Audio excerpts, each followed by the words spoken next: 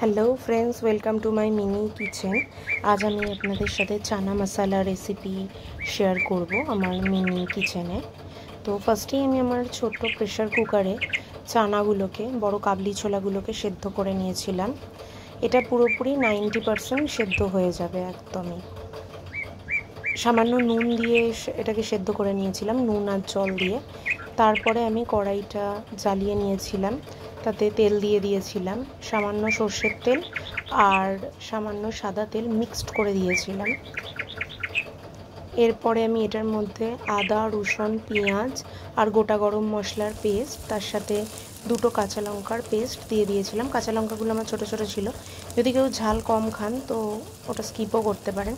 এরপরে গুঁড়ো লঙ্কা, গোলমরিচ, ধনে, জিরে, হলুদ সমস্ত মশলা দিয়ে আমি পেঁয়াজ আদা রসুনের পেস্টটাকে ভালোভাবে কষিয়ে নিয়েছিলাম।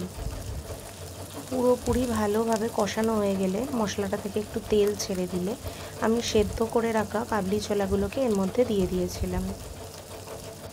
যদি কেউ চান এটার মধ্যে আপনারা পনিরও অ্যাড করতে পারেন, চানা পনির হয়ে যাবে মশলা।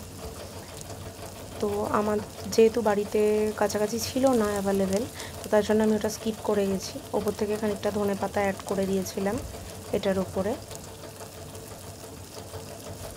দিয়ে ভালোভাবে আবার কষিয়ে নিয়েছিলাম। ভালোভাবে ধনে পাতাটা দিয়ে কষানো হয়ে গেলেই রান্নাটা কমপ্লিট। Thanks for watching.